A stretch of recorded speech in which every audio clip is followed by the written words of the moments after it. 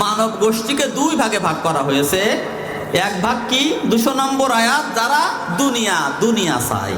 আর এক ভাগ তারা বলে, তারা কি বলে? রব্বানা, বলেন রব্বানা আতিনা ফিদ দুনিয়া হাসানাতাও ওয়া ফিল আখিরাতি হাসানা ওয়া কিনা আযাবান্নার। বলেন আমিন। আল্লাহ পাক বলেন, তারা কি বলেন? তারা বলে, আল্লাহ দুনিয়ায় আমাদের কল্যাণ দান করো আর আখিরাতের কল্যাণ দাও। দুনিয়ার কল্যাণ দাও, আখিরাতের কল্যাণ দাও, আর জাহান্নামের আগুন থেকে আমাদের রক্ষা করো। বলেন আমিন। আল্লাহ রাব্বুল আলামিন বলেন, উলাইকা লাহুম নাসিবুম মিম্মা কাসাবু আল্লাহু সারিউল হিসাব।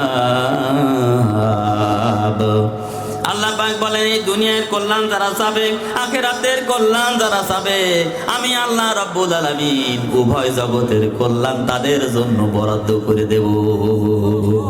সুবহানাল্লাহ। আল্লাহু সারিউল হিসাব। আল্লাহ বলছেন, আর আমার হিসাব হবে খুব দ্রুত গতিতে, আমি হিসাব করে দেব। সুবহানাল্লাহ। এই জন্য বললে হবে না, ভুল বললে হবে না যে দুনিয়ায় ফকির হয়ে থাকতে হবে, দুনিয়ায় কিছু করা যাবে না, এমন কথা কিন্তু ইসলামে বলে না। কিন্তু দুনিয়ায় যা আমরা করব, আল্লাহ রাব্বুল আলামিনের বিধান মেনে চলব। এই জন্য খেয়াল করে দেখেন, সূরা জুমার ভিতরে 9 নম্বর আয়াত। ও মুসলমানেরা, একটু কান লাগিয়ে শোনেন। সূরা জুমআ, আমরা যে জুমার নামাজ পড়ি, এই জুমার নামে একটা সূরা আছে, সেখানে 9 নম্বর আয়াতের মধ্যে আল্লাহ কি বলেছেন দেখেন। ইয়া আইয়ুহাল্লাযীনা আমানু ইযা নুদিয়া লিস-সালাতি মিন ইয়াউমিল জুমআ ফাসআউ ইলা যিকরিল্লাহ ওয়া যারুল বায়া যালিকুম খায়রুল লাকুম ইন কুনতুম তা'লামুন।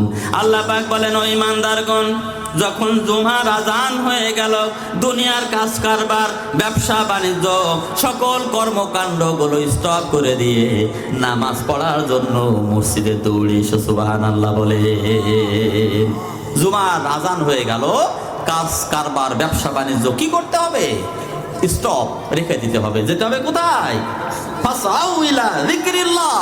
দৌড়িয়ে এসো, দ্রুততার সাথে নামাজের জন্য এসো। সুবহানাল্লাহ। এই যে জুমার কথা বলা হয়েছে, অন্যান্য ওয়াক্তের নামাজ গুরুত্ব দিতে হবে, সুন্দরভাবে নামাজ পড়তে হবে। এখন আপনি বলবেন, আমি তো নামাজ পড়ার জন্য আল্লাহ পাক আমারে ডেকেছেন, আমি মসজিদে গেলাম, মসজিদের মধ্যে বসে থাকবো, ওখান থেকে আর বের হব না, ওখানেই আল্লাহ আল্লাহ করবো, সারাদিন নামাজ পড়বো। আপনার ভুল কিন্তু আল্লাহ ভাঙিয়েছেন। সূরা জুমার 10 নম্বর আয়াতের মধ্যে আল্লাহ বলেন, ফাইদা কুদিয়াতিস সালাতু ফান্তাশিরু ফিল আরদ ওয়াবতাগু মিন ফাদলিল্লাহ ওয়াযকুরুল্লাহা কাসীরান লাআল্লাকুম তুফলিহুন। ও মুসলমানেরা, একটু কান লাগিয়ে শোনেন কি বলতেছেন আল্লাহ পাক। আল্লাহ পাক বলতেছেন, বান্দারে, নামাজ পড়ার জন্য তুমি মসজিদ ঘরে গিয়েছো, মা বোনেরা তো জুমার নামাজ পড়েন না, তাদের জন্য জুমার নামাজ ফরজ না, 5 ওয়াক্ত নামাজ ফরজ। ঠিক না? ঠিক বলেন। অবশ্যই মা বোনেদের জন্য কিছু ছাড়ছড়ের ব্যবস্থা আছে, তাই বলে ফরজ নামাজ আল্লাহ যেভাবে আইন করেছেন ওইভাবে সবাই নামাজ পড়া লাগবে। মা বোনেরা নামাজ পড়লেন, পুরুষ লোকেরা নামাজ পড়লো, নামাজ পড়া হয়ে গেল, ওখানে বসে থাকা চলবে না। আল্লাহ বলেন, ফাইজা কুদিয়াতিস সালাতু ফান্তাশিরু ফিল আরদ। যখন নামাজ পড়া হয়ে গেল, ওখানে আর বসে থাকার দরকার নেই, জমিনে তোমার ছড়িয়ে পড়তে হবে। সুবহানাল্লাহ বলবেন না? দেখছেন দুনিয়ার কল্যাণ আপনি বসে বসে খাবেন না, ইসলাম তা বলে না। কাজ করতে হবে। কি করতে হবে? কাজ করতে হবে। কাজ করো, দৌড়াও। বেশ অনেক আগে আমি শুনেছিলাম যে একদিন একজন হুজুর, উনি ওয়াজ করতেছিলেন, উনি বলেছেন যে রিজিকের মালিক হচ্ছেন আল্লাহ। উনি কি ভুল বলেছেন? কথা বলছেন না কেন? রুজির মালিক কে? আল্লাহ। একজন মুসল্লি, উনি ওয়াজ শুনেছেন যে রুজির মালিক আল্লাহ। তো উনি বলছেন, ঠিক আছে, আল্লাহ যখন রুজির মালিক, তাহলে আমি এক কাজ করব, আমি সারাদিন মসজিদ ঘর আল্লাহ আল্লাহ করবো, রুজি দেবে আল্লাহ। উনি থাকবেন কোথায়? একটু কথা বলেন। মসজিদের মধ্যে উনি থাকবেন, রুজি দেবেন আল্লাহ। উনি বুঝেছেন উনি বসে আছেন, উনি বসে আছেন, কিন্তু সকাল গড়িয়ে গেল, দুপুর পেরিয়ে গেল, পেট তো ক্ষুধা লাগবে লাগবে না বলেন? ক্ষুধা লেগে গেছে। উনি দেখতেছেন, কিন্তু নিজের গ্রামে উনি থাকেন নাই, পাশের কয়েকটা গ্রাম পার হয়ে উনি গিয়েছেন সেখানে। নিজের গ্রামে বসে থাকলে কেমন দেখাবে? হুজুর তো ওয়াজ করেছেন, আসলে হুজুর ওয়াজ ঠিক করেছেন না ভুল করেছেন? আল্লাহ রুজি দেন না এটা টেস্ট করার জন্য কয়েক গ্রাম পার হয়ে মসজিদে বসে আছে। জোহরের নামাজ হয়ে গেল, মুরব্বী মানুষ নামাজ পড়েছেন, নামাজ পড়ে বসে রয়েছেন, মুসল্লিরা যার যার মতো চলে গেল। উনি চিন্তা করছেন আল্লাহ তো রুজি দেবে, তা রুজি দিচ্ছে কই? উনি রুজির জন্য বসে আছেন, আল্লাহ রুজি দিচ্ছে না।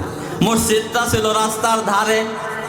হঠাৎ করে উনি দেখলেন ওই 2টা 3টা এরকম বোধ হয় বাজে, রাস্তা দিয়ে একটা লোক হেঁটে যাচ্ছিল। তখন ওই লোকটা গলা খাকারি দিল। বুঝেন তো গলা খাকারি দেওয়া কিরম করে বলেন তিনি? ওই তো আপনারা ভালো বোঝেন, কষ্ট আমার করা লাগবে না। গলা খাকারে দিয়েছেন। এইবার ওই লোকটা তাকিয়ে দেখে মুরব্বীর লোক বসে গলা খাকারি দিয়েছে, ঘটনা কি? ওই লোকটা এগিয়ে এসেছে, এসে বলছে বাবাজি বাড়ি কই? তা বলছে একটু বাড়ি দূরে, কয় গ্রাম পরে। এখানে আপনি বসে রয়েছেন? তা চাই নামাজ পড়ে বসে রয়েছি। কিছু খেয়েছেন? তা বলছে না কিছু খায়নি। তা বলছেন চাচা বসেন। উনি দোকানে গিয়েছেন, দোকান থেকে পাউরুটি কিনেছেন 2টা, রুটি কিনেছেন 2টা, এই নিয়ে ওই চাচার কাছে দিয়ে বলছে চাচা এই নেন পাউরুটি আর কলা পাকা। পাউরুটি 2টো, কলা পাকা 2টা। আর মসজিদ ঘরের যে বদনা ছিল, ওই লোকটা কল চেপে এক বদনা পানি নিয়ে বলছে এই নেন খান। উনি চিন্তা করছে তাই তো, আল্লাহ যে ঠিকই রুজি দেয়, আল্লাহ রুজি ঠিক দিয়েছে না? কি বলেন আপনারা? আমি তো বসেছিলাম, ওর কাছে চাইনি। পাউরুটি কটা দিয়েছে? 2টো, কলা পাকা আর এক বদনা পানি, খালি তো পেট ভরে যাবে। লোকটা কায়দা মতন খেয়েছে, পেট ভরে গেছে। উনি বলতেছেন ঠিক আছে হুজুর ওয়াজ করেছে, ভুল করিনি। হুজুর ওয়াজ করেছে ঠিকই, কিন্তু এক জায়গায় ভুল গিয়েছে। এইবার ওই হুজুরের ভুল ধরিয়ে দিতে হবে, তা না হলে লোকে তো ক্ষুধায় কষ্ট পেয়ে যাবে। পরে উনি খোঁজছেন ওই হুজুর কোনে ওয়াজ করছে। পরে একদিন যেয়ে দেখে যে হুজুর ওয়াজ করছে, রুজির মালিক আল্লাহ। উনি দাঁড়িয়ে বলছেন হুজুর আমার কাছ থেকে ভালো শিখে নেন, আসলে আল্লাহ রুজির মালিক, আল্লাহ রুজি দেবে ঠিকই, কিন্তু লোক দেখে গলা খাকারি না দেওয়া পর্যন্ত কিন্তু পাউরুটি দেবে না। কথা বুঝেছে? বসে লোক দেখনি একটু গলা ঝাড়া না দেওয়া পর্যন্ত কিন্তু দেবে না। তা আপনি বলে দেবেন যে আল্লাহ রুজি দেয়, কিন্তু কি করতে হবে? কোন লোকজন দেখলি একটু গলা ঝাড়া দিতে হবে। তখন হুজুর বলছে ব্যাপারটা কি, আপনি এ কথা বলছেন কেন? তখন লোকটা বলছে আপনার ওয়াজ শুনে আমি মসজিদ ঘরে বসেছিলাম যে আল্লাহ রুজি দেয় কি দেখবো, তা দেখলাম আল্লাহ রুজি দিয়ে এলো ঠিকই, তা গলা ধরা না দিলি কি রুজি হইতো? তখনই ওই মাওলানা সাহেব বললেন চাচা আসলে আপনার বোঝা ভুল হয়ে গেছে, নামাজ পড়ে মসজিদ ঘরে বসে থাকার কথা না। আল্লাহ রাব্বুল আলামিন সূরা জুমার 10 নম্বর আয়াতের মধ্যে বলেছেন ফাইজা কুদিয়াতিস সালাতু ফান্তাশিরু ফিল আরদ ওয়াবতাগু মিন ফাদলিল্লাহ। আল্লাহ পাক বলেন বান্দারে যখন তোমার নামাজ পড়া হয়ে গেল আর বসে থেকো না, ছড়িয়ে পড়ো, পৃথিবীতে ছড়িয়ে পড়ো, কাজ করো, কাজ কারবার করো, খেটে খুটে খাও। তারপরে আযকুরুল্লাহ কাসীরা, কাজের মধ্যে আমার স্মরণ রেখো। আমি যে রুলস বলেছি, আমি নবীর মাঝখান থেকে নবীজির দ্বারা যে আইনগুলো দিয়েছি ওইগুলো মেনে চলো, লাআল্লাকুম তুফলিহুন, তাহলে সফল কাম হয়ে যাবে। জোরে পড়েন সুবহানাল্লাহ। তাহলে ইসলাম এ কথা বলে নাই যে আপনি কাজ কারবার না করে ফকির সেজে বসে থাকবেন। ইসলামে অনুমতি আছে, তবে আখেরাত মেন টার্গেট, এমন কাজ করতে হবে যেটা আখেরাতের জবাবদিহিমূলক কাজ করতে হবে। আপনি কাজ করবেন কিন্তু ফাঁকি ফুকি দিতে পারবেন না, ব্যবসা করবেন খাদ্যে ভেজাল দিতে পারবেন না, ওজনে ফাঁকি দিতে পারবেন না।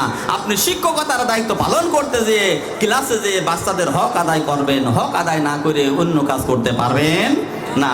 ডাক্তারি করতে গিয়ে 2 নম্বরই করবেন, 2 নম্বর ওষুধ দেবেন, প্রতারণা করবেন, করতে পারবেন?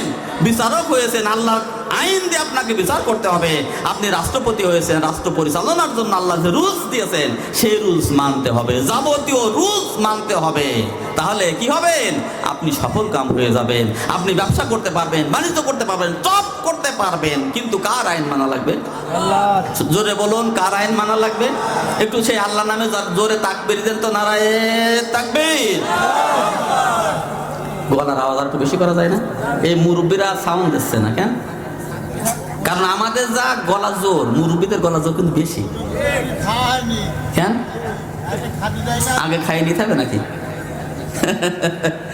তাই আসলে তাই না, আমাদের যা গলা জোর, হাফেজ সাহেব, আরে বিল্লাহ সাহেব, আমাদের যা গলা জোর মুরব্বীদের গলা জোর বেশি, কারণ ওনারা পিওর খাবার খেয়েছেন, আর আমরা যা খাচ্ছি সব ভেজাল। এদিন দেখলাম একটা, তার নাম ঠিকানা বলবো না, ওখানে একটা খাঁটি মধুর কারখানা বেরিয়েছে। এই গত পরশুদিন দেখলাম খাঁটি মধুর কারখানা। তা আলহামদুলিল্লাহ মৌমাছিদের কোনো কষ্ট নেই সেখানে, মৌমাছির বালাই বলতে কিছু নেই। আমি নাম ঠিকানা বলছি না বাবা, না সেখানে মৌমাছির কোনো বালাই নেই। সে কে তেল দিয়ে আর কি ফেলে বাদ দিয়ে খাঁটি মধু বানিয়ে দিয়েছে। তা ওই মধু খেয়ে রোগ বেঁধে বেড়াম, দেহর ভেতরে ঢুকবে না, দেহ থেকে দৌড় মারবে। আর আমার মুরব্বীরা যারা আছেন, আপনারা যারা আছেন, আপনারা তুলনামূলকভাবে আমাদের থেকে অনেক ভালো, পিওর খাদ্য খেয়েছেন, পিওর কথা শুনেছেন আগে, আপনাদের জীবনটা অনেক পরিচ্ছন্ন। আল্লাহ রহম করুন। এই জন্য মুরব্বীদের আমরা বেশি ইজ্জত করি, সম্মান করি। তবে তারা ইয়ং জেনারেশন, তারা তো আমাদের ভবিষ্যৎ, ঠিক কিনা বলেন? এই জন্য সবাই মিলে জোরে আওয়াজ করে তাকবীর দিতে তো, নারায়ে তাকবীর। এই তো ভাবে আওয়াজ হয়েছে, আলহামদুলিল্লাহ বলেন, আলহামদুলিল্লাহ। তাহলে কি করতে হবে? কাজ কারবার করতে হবে, সব কিছু করতে হবে, আইন মানতে হবে। আল্লাহ সুবহানাহু